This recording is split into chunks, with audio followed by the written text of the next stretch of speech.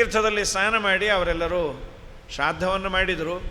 ಇವನಿಗೆ ಆ ಕ್ಷೇತ್ರಕ್ಕೆ ಬಂದದ್ದು, ಅವರು ಹಾಕಿದ ಒಂದಿಷ್ಟು ದಿವಸ ಯೋಗ್ಯವಾದ ಅನ್ನ ಆಹಾರ ಸ್ವೀಕಾರ ಮಾಡಿದ್ದು, ತೀರ್ಥದಲ್ಲಿ ಮುಳುಗದ ಮೇಲೆ ಇವನಿಗೂ ನೆನಪಾಯಿತು, ಅಯ್ಯೋಯ್ಯೋ ನಮ್ಮಪ್ಪ ಅಮ್ಮನೂ ಹೋದ್ಯಾರು, ನಾನೂ ಶ್ರಾದ್ದ ಮಾಡಬೇಕಲ್ವಾ ಅಂತ. ಆದರೆ ಅವರಲ್ಲಿ ವ್ಯವಸ್ಥೆ ಇದೆ, ಅವ್ರ ಹತ್ರ ಕಂಚು ಗಿಂಚು ಏನೇನು ಬೇಕೋ ಶ್ರಾದ್ದಕ್ಕೆ ಎಲ್ಲ ಪರಿಕರಗಳಿತ್ತು. ಇವನ ಹತ್ರ ಏನೂ ಇಲ್ಲ. ಕೈ ಬೀಸ್ಕೊಂಡು ಬಂದೆ. ಏನು ಮಾಡಲಿ? ಮಂತ್ರ ಬರ್ತಾಯಿದೆ. ಬರೀ ಮಂತ್ರ ಹೇಳಿದ್ರೆ ಸಾಕಾಗಲ್ಲ, ತಂತ್ರ ಬೇಕು. ವಿಚಾರ ಮಾಡಿದ. ಕಪಿಲ ತೀರ್ಥದ ಮಣ್ಣನ್ನೇ ತೆಗೆದ, ಒಳಗೆ ಮುಳುಗಿ ಒಂದಿಷ್ಟು ಮಣ್ಣು ತೆಗೆದು ಆ ಮಣ್ಣಿನಿಂದಲೇ ಪಿಂಡ ಮಾಡಿ ಮಂತ್ರ ಚೆನ್ನಾಗಿ ಹೇಳಿ ಪಿಂಡವನ್ನು ಇಟ್ಟು ದೇವರನ್ನು ಬೇಡಿಕೊಂಡ. ಸ್ವಾಮಿ, ಕೀಳುವ ಅಧಿಕಾರವು ಕಳ್ಕೊಂಡ್ಬಿಟ್ಟಿದ್ದೀನಿ, ಭಿನ್ನಹಕ್ಕೆ ಬಾಯಿಲ್ಲವಯ್ಯ. ಆದರೂ ಜನ್ಮ ಕೊಟ್ಟ ತಂದೆ ತಾಯಿಗಳ ಋಣವನ್ನು ಸ್ವಲ್ಪ ತೀರಿಸಬೇಕು. ಇವತ್ತು ನನ್ನ ಸ್ಥಿತಿ ಹೀಗಿದೆ, ಮಂತ್ರವನ್ನು ಚೆನ್ನಾಗಿ ಹೇಳಿ ಮಣ್ಣಿನ ಪಿಂಡವನ್ನೇ ಇಡ್ತೇನೆ, ನಮ್ಮ ಹಿರಿಯರಿಗೆ ಸದ್ಗತಿ ಆಗುವಂತೆ ಮಾಡಿರಿ.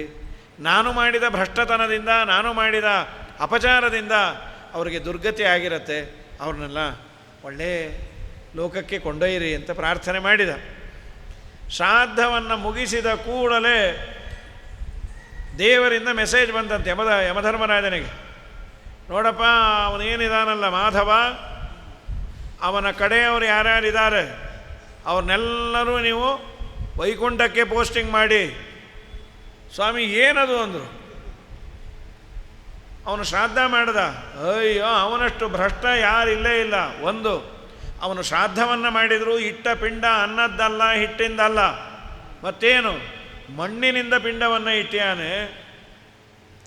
ಅವನು ಮಾಡಿದ ಶ್ರಾದ್ದಕ್ಕೆ ನಾನು ಕೊಟ್ಟ ಮಾರ್ಕ್ಸು 10 ಮಾರ್ಕ್ಸ್ ಇಂಟರ್ನಲ್ಸ್, ಅದು ಮತ್ತು ಇನ್ಯಾತಿ ಕೊಟ್ಟರೆ 90 ಮಾರ್ಕ್ಸು ಕ್ಷೇತ್ರ ಕೊಟ್ಟೇನೆ. ಆ ಕ್ಷೇತ್ರದಲ್ಲಿ ಮಾಡಿ ಅವನು ಪಶ್ಚಾತ್ತಾಪ ಪಟ್ಟನಲ್ಲ, ಸೊ 90 ಮಾರ್ಕ್ಸ್ ಅವನು ಬಂದೇ ಬಿಡ್ತು. ಇನ್ನು 10 ಮಾರ್ಕ್ಸು ಬೇಕಾದ್ರೆ ಕೊಟ್ಕೊಡ್ರಿ, ಸಾಕಾರ ಬಿಡ್ರಿ, ಮರ್ಯಾದೆಯಿಂದ ಅವರನ್ನು ಉದ್ಧಾರ ಮಾಡಿರಿ ಅಂದಾಗ ವೇದವ್ಯಾಸದೇವರಂತಾರೆ, ಕಿಂ ವರ್ಣಯಾಮಃ ಪುರುಷೋತ್ತಮಸ್ಯ ತೀರ್ಥಸ್ಯ ಕ್ಷೇತ್ರಸ್ಯ ಸುಪುಣ್ಯ ಶಕ್ತಿಂ. ಏನು ಹೇಳುವ ಬೆಟ್ಟದ ತಪ್ಪಲು, ಬೆಟ್ಟದ ಸುತ್ತಮುತ್ತಲಿನ ಪವಿತ್ರ ತಾಣಕ್ಕೆ. ಯಾಕೆ ಅಂದರು, ಮೃತ್ಪಿಂಡದಾನೇನ ಪಿತಾಮಹಾದ್ಯಾಹ, ಮಣ್ಣಿನಿಂದ ಪಿಂಡವನ್ನು ಇಟ್ಟರೇನೆ ಅವರ ಹಿರಿಯರು ಉದ್ಧಾರ ಆದರು. ಅಂದರೆ ಭಕ್ತಿಯಿಂದ ಹೋಗಿ ತಂದೆ ತಾಯಿಯ ಹೆಸರಲ್ಲಿ ಸರಿಯಾದ ರೀತಿಯಲ್ಲಿ ಶ್ರಾದ್ದ ಮಾಡಿದವನು ಉದ್ಧಾರ ಆಗದೇ ಇರ್ತಾನ. ಮುಕ್ತಿಂ ಪ್ರಯಾತ ಮುರವೈರಿ ಶಾಸನಾಥ್. ಮಾರನೇ ದಿವಸ ಬೆಳಗ್ಗೆ ತಿರುಪತಿಯ ಬೆಟ್ಟಕ್ಕೆ ಬಂದ್ಯಾರೆ. ಇನ್ನೂ ಶೇಷಾಚಲ ಅಂತ ಹೆಸರು, ಶೇಷಾದ್ರಿ ಅಂತಾನೆ, ವೆಂಕಟಾದ್ರಿ ಅಂತ ಆಗಿಲ್ಲ. ಬೆಟ್ಟದ ಮೇಲೆ ಕಾಲನ್ನು ಇಟ್ಟ ಇವನು ಮಾಡಿದ ಪಾಪಗಳೆಲ್ಲ ವಾಂತಿ ರೂಪದಿಂದ ಆಚೆ ಬಂತು. ಕೆಟ್ಟ ದುರ್ವಾಸನೆ. ದೇವತೆಗಳೆಲ್ಲ ನೋಡಿದ್ರು, ಏನು ಇಂಥ ದುರ್ವಾಸನೆ, ಏನಾದರೂ ಬಾಂಬ್ ಬಿತ್ತ, ಇವನು ಪಾಪದ ಬಾಂಬದು. ಬ್ರಹ್ಮದೇವರು ಸೀದಾ ಇಳಿದು ಬಂದರು. ಮಾಧವ ನೋಡ್ತಾನೆ, ಇದೇನು ನಿಜಾನೋ, ನಾ ಕೇಳಿದ್ದೆ ಚತುರ್ಮುಖ ಬ್ರಹ್ಮ ಅಂತ ನಾನೇ ಬಂದಿರೋದು ಅಂದು. ಮಾಧವ ಬಾ, ಹತ್ತಿರ ಕರ್ಕೊಂಡ್ರು. ಎಷ್ಟೋ ಅನ್ಯಾಯ ಮಾಡಿಬಿಟ್ಯೋ, ಈ ಜನ್ಮ ಬರೋದೇ ತುಂಬ ಅಪರೂಪ, ಬಂದಾಗ ಅದನ್ನು ಸಾಧನೆಗಾಗಿ ಬಳಸೋದು ಬಿಟ್ಟು ತುಂಬ ಕೆಟ್ಟದಾಗಿ ಬಳಸಿಬಿಟ್ಟು ಹಾಳಾಗಿ ಹೋಗಲಿ. ಈ ಪರ್ವತಕ್ಕೆ ಬಂದೆಯಲ್ಲ, ಅದೊಂದು ಒಳ್ಳೆಯ ಕೆಲಸ ಆಯಿತು. ಸ್ವಾಮಿ, ನೀವು ಏನು ಹೇಳಿದ್ರು ನಾನು ಪಾಪ ತೊಳ್ಕೊಳ್ಳಿಕ್ಕೆ ತಯಾರಿದ್ದೇನೆ, ನೀವು ಯಾವುದೇ ಪ್ರಾಯಶ್ಚಿತ್ತ ಎಷ್ಟೇ ಕಠಿಣವಾದದ್ದು ಹೇಳಿ. ಇಲ್ಲಪ್ಪ, ನಿನಗೆ ಪ್ರಾಯಶ್ಚಿತ್ತ ಅಂತ ಈ ಜನ್ಮದಲ್ಲಿ ಹೇಳಲಿಕ್ಕಾಗಲ್ಲ. ನಿನಗೆ ಇರೋದು ಒಂದೇ ಒಂದು, ಏನೇ ಯಜ್ಞ ಯಾಗ ಮಾಡಿದ್ರೂ ಪೂರ್ಣಾಹುತಿಗೆ ನೀನೇ ಕುಂಡದಲ್ಲಿ ಹರ್ಕೋಬೇಕು, ಅಷ್ಟು ಪಾಪ ಮಾಡಿ ಕೂತಿದೆ. ಒಂದು ನಿನಗೆ ಹೇಳ್ತೇನೆ, ಮುಂದಿನ ಜನ್ಮ ಯೋಗ್ಯವಾದದ್ದು ಬರುತ್ತೆ. ಭಕ್ತಿಯಿಂದ ಬೆಟ್ಟವನ್ನು ಹತ್ತು, ಸ್ವಾಮಿ ಪುಷ್ಕರಣಿಯಲ್ಲಿ ಸ್ನಾನ ಮಾಡು, ಬೆಟ್ಟ ಹತ್ತಿದ ಮೇಲೆ ವರಾಹದೇವರ ದರ್ಶನ ಮಾಡು, ಪ್ರಾಣತ್ಯಾಗ ಮಾಡಿಬಿಡು. ಮುಂದಿನ ಜನ್ಮ ನಿನಗೆ ಯೋಗ್ಯವಾದ ಜನ್ಮ ಬರುತ್ತೆ. ಸ್ವಾಮಿ, ನಾನು ಮಾಡಿದ ಅಷ್ಟು ದೊಡ್ಡ ಪಾಪಕ್ಕೆ ಇಷ್ಟೇ ಸಾಕ, ನೀ ಇಷ್ಟು ಮಾಡು, ಸಾಕು ಅಂತ. ಆಗ ದೇವತೆಗಳೆಲ್ಲ ಅಂದರು, ಸ್ವಾಮಿ ಇದಕ್ಕೆ ಇಮ್ಮಿಡಿಯೇಟಾಗಿ ಹೆಸರು ಚೇಂಜ್ ಮಾಡ್ತೇವೆ. ಯಾಕೆ ಅಂದರು, ಇಂಥ ಪಾಪಿಯನ್ನು ಒಮ್ಮೆ ಬೆಟ್ಟ ಹತ್ತಿದರೆ ಆ ಬೆಟ್ಟ ಹತ್ತಿದ್ದರ ಪುಣ್ಯ ಎಲ್ಲ ಪಾಪಗಳನ್ನು ಕಳೆಯೋದಾದರೆ ಜನಕ್ಕೆ ನಾವೊಂದು ಮೆಸೇಜ್ ಕೊಡ್ತೀವಿ, ಎಲ್ಲ ಪಾಪಗಳನ್ನು ಕಳೆಯುವ ಬೆಟ್ಟ ಅಂತ. ಬಟ್ ಅದು ಪಾಪ ಮಾಡಲಿಕ್ಕೆ ಲೈಸೆನ್ಸ್ ಅಲ್ಲ. ಅದಕ್ಕೆ ವೇಂ ಪಾಪಂ ಕಟತೆ ಯಸ್ಮಾತ್ ಪಾಪದಾಹನ ಶಕ್ತಿತಃ. ವೇಂ ಅಂದರೆ ಪಾಪ ಅಂತ, ಅದನ್ನು ಕಟತೆ ಅಂದರೆ ಸುಡತ್ತೆ ಅಥವಾ ಪುಡಿ ಪುಡಿ ಮಾಡುತ್ತೆ. ಮಾಡಿದ ಎಲ್ಲ ಪಾಪಗಳನ್ನು ಪುಡಿ ಮಾಡಿ ನಮ್ಮನ್ನು ಶುದ್ಧ ಮಾಡುವಂತಹ ದೊಡ್ಡ ಔಷಧಿ ಕೇಂದ್ರ ತಿರುಪತಿಯ ಬೆಟ್ಟ. ಅವತ್ತಿನಿಂದ ವೆಂಕಟಾದ್ರಿ, ವೆಂಕಟಾಚಲ ಅಂತ ಹೆಸರು ಬಂತು. ಕನಕದಾಸರಂತಾರೆ, ನಿನ್ನನ್ನು ಯಮಧರ್ಮರಾಜ ನೋಡೋದಿಲ್ಲ ಅಂತ. ತಿರುಪತಿ ಬೆಟ್ಟವನ್ನು ಭಕ್ತಿಯಿಂದ ಹತ್ತಿದ್ರೆ ತಿರುಮಣ್ಣು ಶ್ರೀಚೂರ್ಣ ಪೂರ್ಣ ದ್ವಾದಶ ನಾಮ ಸಿರಿ ತುಳಸಿ ವನಮಾಲೆ ಕೊರಳೊಳಗೆ ಇಪ್ಪವರ ತಿರುಮಂತ್ರ ತೀರ್ಥ ಪ್ರಸಾದಕ್ಕೆ ಬಳಗಾದವರ ತಿರುಪತಿಯ ಯಾತ್ರೆಯನ್ನು ಮಾಡಿದ ಮಹಾತ್ಮರನು ಮುಟ್ಟಬೇಡಿ ಮುಟ್ಟಬೇಡಿ ಮುರಹರನ ದಾಸರನು ಕಟ್ಟು ಮಾಡಿದನಂತೆ ಯಮ ತನ್ನ ಪುರದಿ. ತಿರುಪತಿಯ ಯಾತ್ರೆಯನ್ನು ಮಾಡಿದ ಮಹಾತ್ಮರನು ಮುಟ್ಟಬೇಡಿ. ಇಂಥ ಬೆಟ್ಟವನ್ನು ವ್ಯಾಸರಾಜರು 12 ವರ್ಷ ಮಂಡಿಯಿಂದ ಹತ್ತಿ ಶ್ರೀನಿವಾಸನ ಪೂಜೆಯನ್ನು ಮಾಡಿದ್ದಾರೆ. ಅಂದರೆ ಶ್ರೀನಿವಾಸ ಎಷ್ಟು ವ್ಯಾಸರಾಜರ ಮೇಲೆ ಅನುಗ್ರಹ ಮಾಡಿ ದಿನಾ ಪ್ರೀತಿಯಿಂದ ಆ ಪೂಜೆ ತೆಗೆದುಕೊಂಡ. ಅವನಿಗೆ ಬೇಕಾಗಿತ್ತು ಇವರು ಮಾಡಲಿ ಪೂಜೆಯನ್ನು ಅಂತ 12 ವರ್ಷ ಮಾಡಿ ಪುಣ್ಯಾತ್ಮರು ಮತ್ತೆ ಅವರಿಗೆ ಕೊಟ್ಟುಬಿಟ್ರು. ಕೊಡದೆ ನಾವೇ ಇಟ್ಕೋಬಹುದಾಗಿತ್ತು.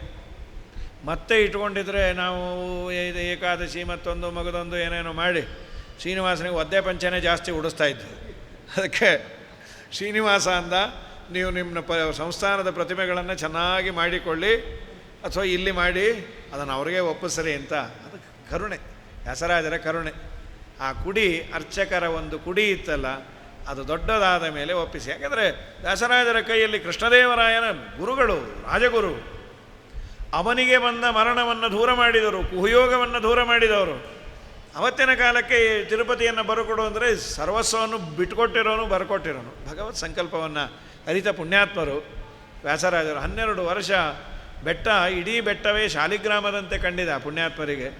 ಹಾಗಾಗಿ ತಿರುಪತಿಯ ಬೆಟ್ಟವನ್ನು ಭಕ್ತಿಯಿಂದ ಹತ್ತಿದಾಗ ಎಲ್ಲ ಪಾಪಗಳು ಹೋಗುತ್ತೆ. ಅದಕ್ಕೆ ವೆಂಕಟಾದ್ರಿ. ನೀನು ಹೋಗೋದು ಹತ್ತೋದು ಆಮೇಲಿಂದ. ದಿನ ಬೆಳಗ್ಗೆ ಎದ್ದ ಕೂಡಲೇ ನಮ್ಮ ಮನೆಯಲ್ಲಿ ವೆಂಕಟಾದ್ರಿ ಸಮಂಸ್ಥಾನಂ ಬ್ರಹ್ಮಾಂಡೇ ನಾಸ್ತಿ ಕಿಂಚನ ವೆಂಕಟೇಶ ಸಮೋ ದೇವೋ ನ ಭೂತೋ ನ ಭವಿಷ್ಯತಿ ಅಂತ ಇಷ್ಟನ್ನು ಬೆಳಗ್ಗೆ ಎದ್ದ ಕೂಡಲೇ ವೆಂಕಟಾಚಲ ವಾಸಿನೇ ನಮಃ ಅಂತ ಪರ್ವತವನ್ನು ನೆನೆಸಿಕೊಂಡರೆ 1000 ಬಾರಿ ರಾಮೇಶ್ವರ ಗಂಗಾ ರಾಮೇಶ್ವರ ಸೇತು ಯಾತ್ರಾ ಅಂತ ಕರೀತಾರೆ. ಮೊದಲು ರಾಮೇಶ್ವರಕ್ಕೆ ಹೋಗಿ ಅಲ್ಲಿ ಲಿಂಗವನ್ನು ನೋಡಿ ಆಮೇಲೆ ರಾಮೇಶ್ವರದ ಆ ಮರಳು, ಸಮುದ್ರದ ಮರಳನ್ನು ತೆಗೆದುಕೊಂಡು ಕಾಶಿಗೆ ಬರಬೇಕಂತ. ಕಾಶಿಯಲ್ಲಿ ಗಂಗೆಯಲ್ಲಿ ಆ ಮರಳು ಹಾಕಿ ವಿಶ್ವೇಶ್ವರನ ದರ್ಶನ, ವಿಶ್ವನಾಥನ ದರ್ಶನ ಮಾಡಿಕೊಂಡು ಗಂಗಾ ನೀರನ್ನು ತಿರುಪಿನ ತಂಬಿಗೆಯಲ್ಲಿ ತೊಗೊಂಬಂದು ಮತ್ತೆ ಇಲ್ಲಿ ರಾಮೇಶ್ವರದಲ್ಲಿ ಅಭಿಷೇಕ ಮಾಡಿದರೆ ಒಂದು ಸೇತು ಯಾತ್ರೆ, 2 ರಾಮೇಶ್ವರ, 1 ಕಾಶಿ. ಈ ಥರ 1000 ಬಾರಿ ಮಾಡಿದರೆ ಏನು ಪುಣ್ಯವೋ ಅಷ್ಟು ಪುಣ್ಯ. ಬೆಳಗಾಗೆದ್ದು ವೆಂಕಟಾಚಲ ವಾಸಿನೇ ನಮಃ. ಇದಕ್ಕೇನು ಗಂಟು ಹೋಯ್ತು ರೀ? ಒಂದು ತಿರುಪತಿದು ಆ ಫೋಟೋನೋ ತಿರುಪತಿಯ ತಿಮ್ಮಪ್ಪನನ್ನೋ ಹಾಕ್ಕೊಂಡು ವೆಂಕಟಾಚಲ ವಾಸಿನೇ ನಮಃ ಅನ್ರಿ. ಇದೇನೋ ಕಥೆ ಟೈಮ್ ಪಾಸ್ ಹೇಳಿದ್ದಲ್ಲಪ್ಪ ಅಂದರು. ನೀವೆಲ್ಲಿಂದ ಕೇಳಿದ್ರಿ? ನಮ್ಮಪ್ಪ ಗೌತಮರು ನನಗೆ ಹೇಳಿದರು. ಗೌತಮರು ಹೇಳಿದ್ದನ್ನು ನಾನು ನಿಮಗೆ ಹೇಳ್ತಾ ಇದ್ದೇನೆ. ಬಹಳ ಸಂತೋಷ ಸ್ವಾಮಿ. ಸ್ವಾಮಿ ಇಲ್ಲೇನೋ ದೇವರು ಬಂದು ನಿಲ್ತಾನೆ ಅಂದ್ರಲ್ಲ, ಯಾಕೆ? ವೈಕುಂಠ ಯಾಕೆ ಬಿಟ್ಟ? ಪ್ರಪಂಚದಲ್ಲಿ ಸಾತ್ವಿಕರು ಸಜ್ಜನರು ಎಲ್ಲರೂ ಪ್ರಯತ್ನ ಮಾಡೋದು ವೈಕುಂಠಕ್ಕೆ ಹೋಗಬೇಕು ಅಂತಾನೆ. ಅಂತೂ ಈ ಪುರಾಣ, ಪುಣ್ಯಕಥೆ, ವ್ರತ, ನಿಯಮ, ಪಾಠ, ಪ್ರವಚನ ಇದರದೆಲ್ಲ ಉದ್ದೇಶ ಏನು? ಸಂಸಾರ ಬಂಧನದ ಬಿಡುಗಡೆ, ಸುಖ ಮಾತ್ರ ಬೇಕು ಅಂತ. ಅಲ್ಲಿ ದೇವರಿದ್ದಾನೆ ವೈಕುಂಠದಲ್ಲಿ ಅಂತ ಅವನೇ ಬಿಟ್ಟು ಬಂದುಬಿಟ್ರೆ ಹೋಗೋದೇನು? ಈ ಕೆಲವೊಮ್ಮೆ ಹಾಗೆ ಆಗತ್ತೆ. ಮನೇಲಿ ತುಂಬ ಜನ ಆದರೆ ಯಜಮಾನನೇ ಅಪ್ಸ್ಕೊಂಡಾಗ್ಬಿಡ್ತಾನೆ. ತರಿಸಿ ಸಾಮಾನು ಸಾಕಾಗಿ ಹೋಗಿ ಅವನೇ ಎಲ್ಲ ಹೊಟ್ಟೋಗ್ತಾನೆ. ಹಿಂದೆಲ್ಲ ಆಗೋದು. ಈ ಮನೆಯಲ್ಲಿ ಮದುವೆಯೋ ಮುಂಜೆಯೋ ಅಂತಾದರೆ, ಇವತ್ತು ಮದುವೆಗೆ ಬಂದರೆ ಸಾಕಾಗಿದೆ, ಯಾರೂ ಯಾರ ಮನೆಗೂ ಬರೋದಿಲ್ಲ. ಹಿಂದೆಲ್ಲ ಒಂದು 15 ದಿವಸ, 1 ತಿಂಗಳು ಮುಂಚೆ ಎಲ್ಲರೂ ಬರೋರು. ಲಡ್ಡಿಗೆ ಬಾಗಿನ ಎಲ್ಲರೂ ಸೇರಿ ಕಟ್ಟೋರು, ಚಕ್ಲಿ ಬಾಗಿನ ಎಲ್ಲ ಹಾಕೋರು. ಅದೊಂದು ಕಾಲ ಇತ್ತು. ಈಗೆಲ್ಲ ಕಾಂಟ್ರಾಕ್ಟ್ ಆಗಿ ಹುಡುಗ ಹುಡುಗಿ ಮಾತ್ರ ನಮ್ಮದು, ಮಿಕ್ಕಿದ್ದೆಲ್ಲ ಕಾಂಟ್ರಾಕ್ಟೇ. ರಿಸೆಪ್ಷನಿಸ್ಟಿಂದ ಹಿಡಿದು ನಗ್ತಾ ಇರ್ತಾರವ್ರು. ನಾವೇನು ಅಂದ್ಕೊಂಡ್ವಿ, ಎಲ್ಲೋ ಯೂಟ್ಯೂಬಲ್ಲಿ ನೋಡಿದ್ದಾರೆ ಅಂದ್ಕೊಂಡು ನೀವು ನಮ್ಮ ಪರಿಚಯ ಇದೆಯಾ? ಇಲ್ಲ, ನಿಮ್ಮನ್ನಲ್ಲ, ಯಾರು ನೋಡಿದ್ರು ನಾವು ನಗ್ತೀವಿ ಅಂದರು ಅವರು. ಯಾಕೆ ಅಂದರು, ನಾವು ನಗೋದೇ ಡ್ಯೂಟಿ ಅಂಥೇಳಿ. ಆವತ್ತಿನ ಕಾಲದಲ್ಲಿ ಪಾಪ ಮನೆಗೆ ಬಂದಾಗ, ಮನೆ ಚಿಕ್ಕದಿರೋದು, ಏನು ಮಾಡ್ತೀರಿ, ಗೆಸ್ಟಿಗೆಲ್ಲ ವ್ಯವಸ್ಥೆ ಮಾಡಿಕೊಡ್ಬೇಕು. ಆ ಯಜಮಾನಂಗೆ ಜಾಗ ಇರ್ತಾ ಇರಲಿಲ್ಲ. ಒಂದು ಚಾಪೆ ಹಿಡ್ಕೊಂಡು ಮೆತ್ತಗೆ ಎಲ್ಲೆಲ್ಲೋ ಹುಡ್ಕೊಂಡು ಜಾಗ ಇದೆಯಾ ಈ ಹೆಂಡತಿ ಬೈಯೋಳು, ಸದಾ ಬಿದ್ಕೊಂಬೋದೇ ಆಯಿತು ಅಂತ. ಅಲ್ಲೇ ರಾತ್ರಿ ಬಿದ್ಕೊಳ್ಳದೆ ಇನ್ನೇನು ಮಾಡಲಿ, ಎಲ್ಲರನ್ನೂ ಕರೆಸಿಬಿಟ್ಟಿದೆ ನಿಮ್ಮ ಕಡೆಯವ್ರನ್ನೆಲ್ಲ, ಪ್ರಾಣ ಹೋಗ್ತಾ ಇದೆ ಅಂತ. ಸರಿ, ಅಲ್ಲಿ ಮೇಲೆ ಬಿದ್ಕೊಳ್ರಿ ಟ್ಯಾಂಕ್ ಕೆಳಗೆ ಅಂತ. ಅದನ್ನೇ ನಮ್ಮವ್ರು ಅಂದರು, ತುಂಬಿ ತುಳುಕೋದು ಅಂತ. ಮನೆ ತುಂಬಿದ್ದಕ್ಕೆ ಯಜಮಾನ ಆಚೆ ತುಳುಕದ ಅಂತ. ಹಾಗೆ ನಮ್ಮ ಶ್ರೀನಿವಾಸ ವೈಕುಂಠದಲ್ಲಿ ಜನ ತುಂಬ ಆದರೂ ಅದಕ್ಕೆ ಬಂದ. ಸರ್ವಥಾ ಇಲ್ಲ, ವೈಕುಂಠದಲ್ಲಿ ಜನಸಮ್ಮರ್ದ ಎಷ್ಟೇ ಆದರೂ ಮತ್ತೆ ಸ್ಪೇಷಿಯಸ್ ಆಗೇ ಇದೆ ದೇವರ ಮನೆ. ಮತ್ತು ಯಾಕೆ ಬಂದ, ಅದಕ್ಕೊಂದು ಕಥೆಯನ್ನು ಹೇಳ್ತಾರೆ. ವೈಕುಂಠ ಪತಿತಾನು ವೈಕುಂಠ ಮನೆ ಬಿಟ್ಟು ವೆಂಕಟಾದ್ರಿಗೆ ಹೋಗಿ ಶ್ರೀಕಾಂತ ನಿಂತ. ನಮ್ಮ ಶ್ರೀನಿವಾಸ ಬಂದು ನಿಂತ. ಯಾಕೆ ಬಂದ, ಏನು ಎತ್ತ? ಗಂಗಾ ತೀರದಲ್ಲಿ ಒಂದು ಯಜ್ಞ ಎಲ್ಲ ಋಷಿಗಳು ಸೇರಿ ಮಾಡಿದ್ರು. ನಾರದರು ಬಂದರು ಅಲ್ಲಿಗೆ. ಕೇಳ್ತಾರೆ, ಅಲ್ಲಪ್ಪ ಯಜ್ಞ ಮಾಡ್ತಾ ಇದ್ದೀರಿ, ಯಾರಿಗೆ ಅರ್ಪಿಸ್ತೀರಿ? ಸರ್ವೋತ್ತಮನಾದ ದೇವರಿಗೆ. ಅದೇ ಆ ಸರ್ವೋತ್ತಮ ಯಾರು ಅಂದರು. ವಿಷ್ಣುನೋ, ಬ್ರಹ್ಮನೋ, ರುದ್ರನೋ? ಯದ್ಯಪಿ ಇವರು ಗೊತ್ತಿಲ್ಲದಂತೆ ನಟನೆ ಮಾಡ್ಯಾರೆ, ಗೊತ್ತಿಲ್ಲ ಅಂತಿಲ್ಲ. ಮಧ್ವಾಚಾರ್ಯರು ಭಾಗವತ ತಾತ್ಪರ್ಯದಲ್ಲಿ ಒಂದು ಮಾತು ಹೇಳ್ತಾರೆ. ಎಲ್ಲ ಪುರಾಣ, ಇತಿಹಾಸ ಅಥವಾ ವೇದಗಳ ಗೋಲ್ ಏನು ಅಂದರೆ ಹರಿಸರ್ವೋತ್ತಮತ್ವವನ್ನು ತಿಳಿಸ್ಬೇಕು. ಹರಿಸರ್ವೋತ್ತಮತ್ವವನ್ನು ತಿಳಿಸ್ಬೇಕಾದ್ರೆ ಏನಾದರೂ ಒಂದು ಸಮಥಿಂಗ್ ಅಲ್ಲಿ ಒಂದು ರನ್ನಿಂಗ್ ರೇಸು. ಈಗ ವಿವಕ್ಷ ಅಂತ ಕರೀತಾರೆ. ಫಸ್ಟ್ ಅಂತ ಅಂದರು. ಯಾವುದರಲ್ಲಿ ಫಸ್ಟು?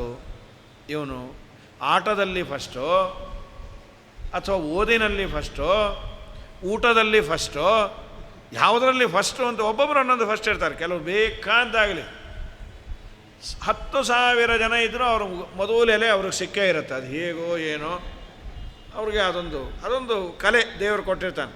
ನೀವು ಏನೇ ಮಾಡಿರಿ ನಿಮ್ಗೆ ಎಲೆ ಸಿಗ್ತಾ, ನಂಗೆ ಸಿಕ್ಕರೆ ಮಿಕ್ಕನವ್ರಿಗೆ ಎಲೆ ಬಿಡೋದು. ಹಾಗೆ ಇದು ವಿವಕ್ಷೆ ಅಂತ ಕರೀತಾರೆ. ಅವರವ್ರದ್ದು ವಿವಕ್ಷೆಯಿಂದ. ಈಗ ದೇವರು ಸರ್ವೋತ್ತಮ ಅಂತ ಅನ್ನಬೇಕಾದ್ರೆ ಏನಾದರೂ ಒಂದು ಟೆಸ್ಟ್ ಬೇಕಲ್ವ ಆಚಾರ್ಯರು ಅನ್ನೋದು. ಅಲ್ಲಲ್ಲಿ ಒಂದು ಘಟನೆಯನ್ನು ಕ್ರಿಯೇಟ್ ಮಾಡ್ತಾರೆ.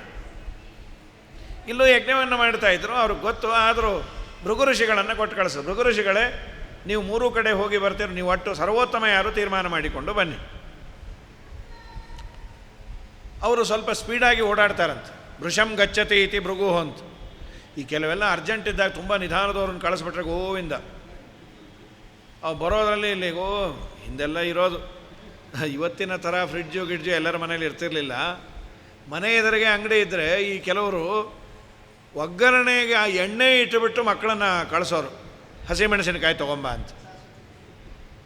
ಇಂಥ ವ್ಯವಸ್ಥೆ ಅವರು. ಆ ಮಕ್ಕಳು ಹೋದರೆ ಅಂಗಡಿಯವ್ರು ಕೇರು ಮಾಡಲ್ಲ. ಬೆಳಗ್ಗೆ ಅವ್ರು ಯಾರು ದೊಡ್ಡವ್ರಿಗೆ ಕೊಡ್ತಾ ಇರ್ತಾರೆ. ಇನ್ನು ಕೆಲವರು ಈ ಮಕ್ಕಳು ಇನ್ನೇನೋ ನೋಡ್ತಾ ಟಿ ವಿಗೆ ನೋಡ್ತಾ ನಿಂತುಬಿಟ್ರೆ ಗೋವಿಂದ ಯಕ್ಷ ಪ್ರಶ್ನೆ ಇದ್ದಾಗ. ಈ ಕಡೆ ದುಡ್ಡು ಹೋಯಿತು, ಇನ್ಯಾರನ್ನೋ ಕಳಿಸ ಅವರು ಅಲ್ಲೇ ನಿಂತುಬಿಟ್ರು. ಎಣ್ಣೆ ಕಾದು ಹೋಗಿದೆ, ಬಾಣಲೆ ಸಮೇತ ಬಂದುಬಿಟ್ಲು. ಅಪ್ಪ ನೀನೇ ಮೊದಲು ಹಸಿಮೆಣಸಿನಕಾಯಿ ಹಾಕಿ ಆಮೇಲೆ ಎಷ್ಟು ಅಂತ ಹೇಳು ಅಂತ. ಹಾಗೆ ಭೃಗು ಋಷಿಗಳು ಸ್ಪೀಡಾಗಿ ಓಡಾಡಿ ತೀರ್ಮಾನವನ್ನು ಬೇಗ ತರ್ತಾರೆ. ಅವರು ಬ್ರಹ್ಮದೇವರ ಮನೆಗೆ ಬಂದರು. ಬ್ರಹ್ಮದೇವರು ಮಾತೇ ಆಡಿಸ್ಲಿಲ್ಲ. ನಾನೇನಾದರೂ ಇವರನ್ನು ಆದರದಿಂದ ರಿಸೀವ್ ಮಾಡಿಕೊಂಡ್ರೆ ನನ್ನೇ ಸರ್ವೋತ್ತಮ ಅಂತಾರೆ. ಸರ್ವಥಾ ನಾನು ಸರ್ವೋತ್ತಮ ಅಲ್ಲ, ಬೇಡ ಅಂತ. ಇವ್ರಿಗೆ ಯಾಕೋ ಬೇಜಾರಾಯ್ತು. 4 ತಲೆ 8 ಕಣ್ಣು, ಬರೋರು ಯಾರು ಹೋಗೋರು ಯಾರು ಗೊತ್ತಿಲ್ಲ ಅಂದರೆ ಇವ್ರನ್ನೆಲ್ಲಿ ಸರ್ವೋತ್ತಮ ನೀನೋ. ಅಲ್ಲಿಂದ ನೆಕ್ಸ್ಟು ರುದ್ರದೇವರ ಮನೆಗೆ ಬಂದರು. ನಾಜಾನಾಥ್ ಕಾಮಕೋಹರ ಪಾರ್ವತಿ ಜೊತೆಯಲ್ಲಿ ಅವರು ಕೂತಿದ್ರು. ಪಾರ್ವತಿ ಇಳಿದ್ಬಿಟ್ಲು. ಸ್ವಾಮಿ ಏನಾಯ್ತು ಪಾರ್ವತಿ ಅಂದರು. ಯಾವುದೋ ಆಚಾರ ಸೀದಾ ಬರ್ತಾ ಇರೋ ಸ್ವಾಮಿ. ರುದ್ರದೇವರು ಉರಿದೋಯ್ತು. ನಿಮಗೇನು ಕೋಡ್ ಆಫ್ ಕಾಂಡಕ್ಟ್ ಇಲ್ಲ? ಬೆಲ್ಲು ಹತ್ತಿ ಮೇ ಕಮಿನ್ ಅಂತ ಕೇಳಿ ಬರೋದು ಬಿಟ್ಟು ಸೀದಾ ಗೂಳಿ ನುಗ್ದಾಗ ನುಗ್ತೀರಿ ಆಚಾರಗಳು. ಹೀಗೆಲ್ಲ ಮಾಡ್ಬೋದಾ ಅಂಥೇಳಿ ತ್ರಿಶೂಲ ತಂದುಬಿಟ್ರು. ರುದ್ರದೇವರಿಗೆ ಗೊತ್ತಿಲ್ಲ ಅಂದರು. ರುದ್ರದೇವರಿಗೆ ಗೊತ್ತಿಲ್ಲದೇ ಇರೋದು ಯಾವುದೂ ಇಲ್ಲ. ನನಗೆ ಏನಾದರೂ ಗೊತ್ತಿದೆ ಅಂದರೆ ಅದು ಮೊದಲು ಗೊತ್ತಾಗೋದು ರುದ್ರದೇವರಿಗೆ. ಮನೋಭಿಮಾನಿ ಮಹಾರುದ್ರದೇವರಿಗೆ ಗೊತ್ತಾದರೇನೆ ನಂಗೆ ಗೊತ್ತಾಗೋದು. ಮನಸ್ಸು ಕಾರಣವಲ್ಲ ಪಾಪ ಪುಣ್ಯಕ್ಕೆಲ್ಲ ಅನಲಾಕ್ಷ ನಿನ್ನಯ ಪ್ರೇರಣೆಯಿಲ್ಲದೆ ಧನುಜ ಮದ ಗಜವೈರಿ ದಂಡ ಪ್ರಣಮವ ಮಾಳ್ಪೆ ಮಣಿಸೋ ಈ ಶಿರವ ಸಜ್ಜನರ ಚರಣದಲ್ಲಿ ಕೈಲಾಸವಾಸ ಗೌರೀಶ ಈಶಾ ತೈಲಧಾರೆಯಂತೆ ಮನಸ್ಸು ಕೊಡೋ ಹರಿಯಲ್ಲಿ ಶಂಭೋ. ಅವರ ಪ್ರೇರಣೆ ಆದ್ರೇ ಆಗೋದು. ಅದಕ್ಕೆ ರುದ್ರದೇವರು ನಾನು ಸುಮ್ಮನೆ ಕೂತ್ರೆ ನನ್ನನ್ನು ಬ್ರಹ್ಮನ್ನ ಒಂದು ಅಂದ್ಕೊಳ್ತಾನೆ, ನಾನು ಬ್ರಹ್ಮನಕ್ಕಿನ್ನ ಸಣ್ಣವನು ಅಂತಾನೆ ತಿಳಿಲಿ ಅಂಥೇಳಿ ಹೀಗೆ ಮಾಡಿದ್ದು. ಶಾಪ ಕೊಟ್ಟರು. ಮನೆಗೆ ಬಂದವರಿಗೆ ತಾಂಬೂಲ ಕೊಡ್ತಾರೆ, ಪಾದ ತೊಳಿತಾರೆ, ನೋಡಿದ್ರೆ ನೀ ತ್ರಿಶೂಲ ತೊಗೊಂಬಂದು ರಿಸೀವ್ ಮಾಡ್ಕೋತೀಯ. ಇವೆಲ್ಲ ಕಷ್ಟವೇ. ಮನೆಗೆ ಬಂದವ್ರು ಗನ್ನು ಗಿನ್ನು ತೋರಿಸಿ ಬರಬೇಕು ಬನ್ನಿ ಅಂದರೆ ಅವ್ರ ಗತಿ ಏನ್ರಿ, ಎದೇನೇ ಹೊಡೆಯತ್ತು. ಹಾಗಾಗಿ ನಿನ್ನ ಲಿಂಗಕ್ಕೆ ಪೂಜೆ ಆಗಲಿ. ರುದ್ರದೇವರಿಗೆ ಪ್ರತಿಮೆಯ ಪೂಜೆ ಇಲ್ಲ.